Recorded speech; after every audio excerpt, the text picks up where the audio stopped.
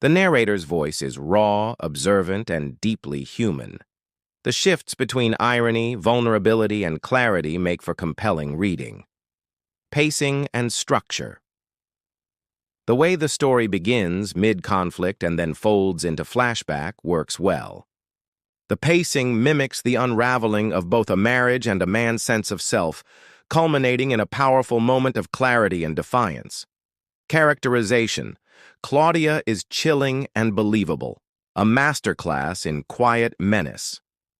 Selina's coldness and evolution from warm partner to complicit heir are equally convincing. Julian's father, Judge Marsh, adds a satisfying contrast and thematic balance. Symbolism and motifs. The broken wine glass, the fork snap, Lord Biscuit's growl. They all act as small but powerful symbols of the narrator's emotional reality. Also, you have two options, versus the third path he takes is a clever narrative hinge. Opportunities for improvement or expansion. Paragraph breaks. Readability. The current version is formatted as a solid block of text, breaking it into natural. Paragraph divisions would dramatically improve readability and emotional pacing, especially around key moments, e.g. the threat, the escape, the phone call to the father. Tightening, redundancies. Some sentiments, e.g. as how Julian felt invisible or diminished, are expressed multiple times in slightly different ways. A light trim here and there would keep the narrative taut without losing impact. More backstory. On the father. The reappearance of Judge Marsh is powerful, but you could deepen that emotional payoff by adding a bit more texture to their estranged relationship earlier on. Maybe a flash memory or a line that hints at a wound deeper than disagreement. Selina's POV or motives. Right now she is chilling in her complicity, which works, but if this story is ever told in long form, novel, script, etc., exploring. Whether she's a product of Claudia or a strategist herself could add fascinating layers. Ideas for what's next, legal thriller. Angle Julian and Robin Cale, the lawyer, could uncover a network of coercive legal abuse and socialite manipulation led by Claudia. Psychological reclamation, arc. Julian rebuilding not just his career but his identity, possibly even reconnecting with lost parts of himself, maybe a passion or talent left behind. Selina's twist. What if Selina starts to unravel when she realizes Julian didn't break, and her leverage was never as strong as she thought? Time stamps. Consider removing the timestamps. AAG aus 1406, 1412, unless this is for a screenplay format or you're doing something stylistic, like real-time storytelling. They can be distracting in a prose-style narrative. Break it into scenes. The story unfolds like a legal thriller or a prestige TV episode. Breaking it into scenes or chapters might help the reader breathe and absorb key moments, such as the first meeting with Robin gathering evidence and witness testimony, media fallout, the settlement offers and rejections, the courtroom buildup. 2. Character dynamics. Julian, your protagonist is compelling, measured, quietly strong, emotionally complex. His evolution from controlled to confrontational is believable and satisfying. Robin, she's a standout character, sharp, loyal, and slightly dangerous. Consider giving her a bit more personal backstory or motivation to add depth beyond being the brilliant lawyer. Claudia and Selina, classic antagonists, cold, manipulative, and confident in their power. Their unraveling feels earned, but if you wanted to make them even more memorable, drop a single scene where their confidence cracks before trial to humanize or deepen the loathing. 3. Thematic arcs. Silence versus voice. You've built a central theme around voicelessness and reclaiming power. This is especially strong with the line, "because you weren't afraid." Consider mirroring this theme in small ways. Maybe someone who was silent earlier changes their mind and takes a stand later. Male survivorship. The story does a rare thing by exploring emotional abuse from a male perspective without falling into cliché. You might lean into that a bit more, reflecting on how hard it was to be taken seriously, even by friends or initial contacts. 4. Ending momentum. Suggestions. The rain-soaked courthouse arrival is cinematic and emotionally loaded, a great lead-in to a climax. You could follow it with a short, powerful confrontation scene in the hallway before trial, a glimpse into Claudia's expression when she sees the former employees in court, a full-circle moment. Perhaps Julian finds a letter his mother once wrote about strength or truth. Would you like help turning this into a screenplay or script format? Polishing it into a short story or novel chapter, writing the courtroom scene or closing statement? Across the windows, the night smeared like ink on a page we couldn't rewrite. This was it. No more delays, no more deals. Today, everything came out. 22:58. Inside the courtroom, the energy shifted the moment Claudia walked in. She wore a custom, charcoal gray suit, her signature pearls resting like armor. Her chin was lifted in disdain, as though the whole process bored her already. Selena followed, clad in sharp designer black, her heels cracking against the marble like gunfire. They didn't look like they were walking into reckoning. They looked like they were walking into a boardroom. I didn't flinch when they saw me. Selena's eyes met mine for a half second. No warmth, no remorse, just calculation. Claudia didn't even look. She breezed past me with the practiced indifference of someone who'd spent a lifetime reducing people to obstacles. The courtroom filled quickly. Journalists lined the benches. Spectators whispered. Even the bailiff looked tense. Then the doors opened. The Honorable Malcolm Marsh. Every head turned. Claudia's smirk faltered. Selena froze. You could hear the breath catch in her throat. She leaned toward her lawyer, whispering frantically, probably trying to confirm what her eyes were already telling her. My father stepped onto the bench. His robe was as black as the storm clouds outside. He looked older than I remembered, stronger too, grounded, unshaken. Claudia's lawyer, a sharply jawed man named Harlan Quinn, stood. Your Honor, we'd like to raise a concern regarding impartiality. My father raised an eyebrow. Proceed. Judge Marsh is the plaintiff's father. We believe his involvement compromises the fairness of this hearing. My father didn't blink. You're welcome to file a formal motion to transfer jurisdiction. But considering your client's threats were directed at my son's liberty and reputation, shouldn't she have considered this before challenging the very legal system she claims to respect? Harlan opened his mouth, then shut it. The courtroom buzzed. My father continued unwavering. Unless there is concrete evidence of bias, I will proceed. Let the record show both parties have been informed of their right to object or appeal. No one moved. Claudia sat stiffly, arms crossed, lips tight like she'd just tasted something bitter. My father gave a small nod. Let's begin. Robin stood, her presence quiet, steady, cutting sharper than theatrics ever could. This case is not about wealth. It's not about family dynamics. It's about abuse of power. She played the audio recording. First, Claudia's voice, cold, calculated. Let's say he hit me. My word will bury him. I'm a lawyer. Then Selena's, clean the toilet or go to jail. Gasps. Reporters scribbled notes. Postures shifted. Claudia's jaw tightened. Selena went pale. Robin let the silence do its work. Then she called the witnesses, housekeepers, the landscaper, even a former colleague of Claudia's who testified that she often joked about controlling Julian like a train mutt. Harlan tried to discredit them. Disgruntled ex-employees, he scoffed. Robin fired back. Most people who flee abuse are. That doesn't make them liars. Then came Selena's turn. She took the stand in an outfit tailored to say grieving wife, but her smirk gave her away. She called the recording a joke. Robin leaned in. Do you often joke about sending people to jail? No, Selena replied, then froze. Too late, Robin pressed. Do you remember texting your mother, "We'll turn his bedroom into a wine cellar once we've dealt with him"?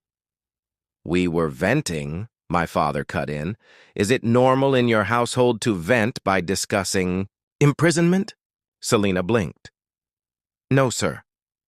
And yet, you did. Her eyes dropped. Robin's closing sliced through the room. This wasn't miscommunication. It was a coordinated act of cruelty. The weaponization of legal knowledge against someone vulnerable. But not anymore. I looked at Claudia, smaller now, deflated. She didn't meet my eyes. Verdict to be delivered tomorrow. I didn't sleep, not out of fear. That was behind me. But their voices echoed in my head. Claudia's threats, Selena's laughter, the smug way they reduced me to a background prop in their curated lives. I lay on the pull-out sofa in my father's study, watching headlights pass like seconds. I wasn't just waiting on a verdict. I was waiting to see if the world would finally believe what people like me go through, behind velvet drapes and polished smiles. The verdict. By morning, reporters clustered like bees outside the courthouse. Cameras, flashbulbs. I walked past them. This wasn't about them. It wasn't even about revenge. It was about being seen. Claudia wore navy now, another power suit. But the corners of her eyes had caved in. Selena fidgeted under the table. No more icy confidence, just unraveling. Robin turned to me. Ready? I nodded. Good, she said. Because this is where giants fall. All rise for the Honorable Judge Malcolm Marsh. My father entered, stern, unreadable. After review of the evidence, he began. The court finds the defendant, Claudia Westbrook, guilty of attempted coercion and the issuance of false legal threats. A gasp echoed. Claudia blinked slowly, like she was rebooting. Her lawyer said nothing. My father continued. This court recommends immediate review of Ms. Westbrook's license by the state bar. Due to the gravity of the threats and recorded intent to manipulate the justice system, further disciplinary action may be warranted. Then he turned to Selena. Though not a named defendant, her active participation cannot go unacknowledged. The court issues a permanent protection order on behalf of Mr. Julian Marsh. Selena shot up. It was a joke. The gavel cracked. Sit down. Miss Westbrook? She dropped into her seat, glassy-eyed. All attempts to contact, defame, or harass Mr. Marsh will be treated as violations of this order and carry legal consequences. Additionally, Mr. Marsh is awarded $250,000 in damages to be paid jointly. Claudia folded her hands and stared into nothing. As I stood to leave, Selena muttered, "You've ruined us." I leaned in. You did that the moment you humiliated the man who loved you. Robin and I stepped into the corridor. Flashes, shouts, but I was untouchable. My father met me outside. We didn't hug. We shook hands. Firm, steady. You stood taller than I ever taught you to, he said. And that meant more than the ruling. A young journalist stopped me. What do you say to people claiming you only won because your father was the judge? I met her eyes. I didn't win because of who my father is.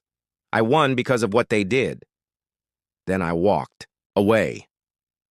Because I wasn't the story they wanted. I was the one they never saw coming. By evening, Claudia's face was on every broadcast. Legal powerhouse falls. Westbrook dynasty crumbles. I didn't gloat. I didn't smile. I turned off the TV, poured a glass of water, and sat on the floor. Not the couch, not a chair, just the floor. Because sometimes, after you crawl out of fire, you need to feel the solidness of something that doesn't shift, Robin texted. You did it! They're calling it a landmark case. Thank you, I replied. Couldn't have done it without you. Selena called. Twice. I let it ring. The third time, I picked up. "Julian, I didn't think you'd actually win." "You thought I'd break," I said. "Crawl back. Let you and your mother rewrite the story." I was angry. She said we had to make sure. "No, you were comfortable, and cruelty thrives in comfort." She was quiet. "You ruined everything." "No," I said. "You did. The moment you made me choose between my dignity and your approval." She asked if we could talk, just us. "You are no longer part of us," I said, and hung up. Blocked the number. Claudia's statement followed. "While I do not agree with the court's decision, I respect the legal process. No apology, no ownership, just spin." But no one was listening anymore. Clients dropped her. The state bar opened an inquiry. Selena resigned quietly. Her luxury apartment went up for sublet. Rumors said she was couch surfing with a friend, already regretting the offer. I could have gone on TV, written op-eds, but I didn't. That would have made me like them. Instead, I started volunteering, helping young men navigate toxic family dynamics and a system stacked against them. One day, a kid named Aaron pulled me aside. "You're the guy from the trial, right?" I nodded. He smiled. "Thanks for not being a suit. Most guys like you forget." I didn't forget, I said, and I never would. The Westbrook name was no longer power. It was cautionary. As for me, a modest apartment, laminate floors, no skyline, but I could breathe. I took a consulting job, no press releases, no cocktail events, just honest work. The first time someone asked my opinion without agenda, I almost didn't know how to answer. Outside work, I volunteered twice a week, spoke to boys like Devin, 17, scared, eyes too old. "How do you stop hating them?" he asked. "You don't," I said. "Not all at once, not every day, but one day, the hate stops owning you. That's the difference." Claudia's final statement came 2 months later. "I will rebuild what was taken from me, but legacy isn't built in spin, it's carved in consequence. And I had been the one to turn on the light, not out of revenge, but because I needed to know. A man like me, once invisible, could finally be seen and believed." 1. Emotional clarity and voice. The narrator's voice is steady, honest, and deeply personal.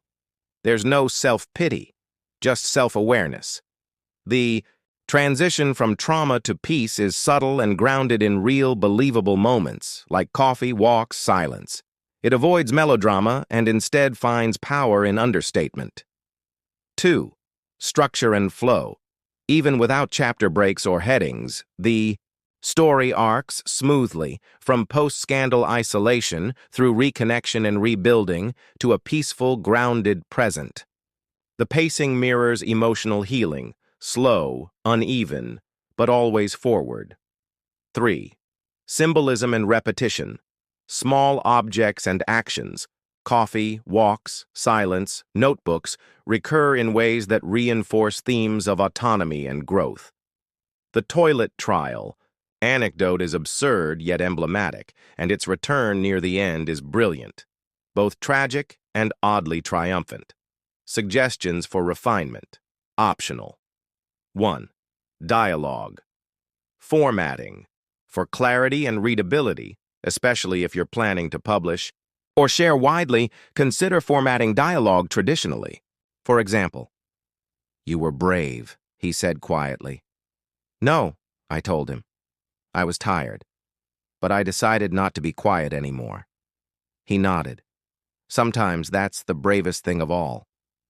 This helps separate voices and emphasizes important, emotional beats. 2. Consider a stronger title if this is a standalone piece. You mention a working title, "How I Survived the Rich, the Ruthless, and the Righteous."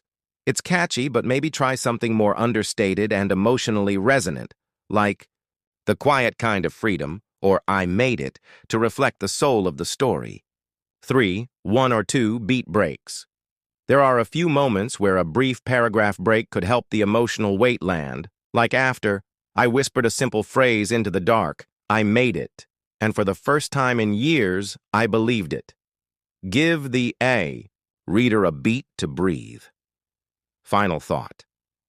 This story doesn't scream for justice. It whispers about reclaiming a life, and that makes it powerful.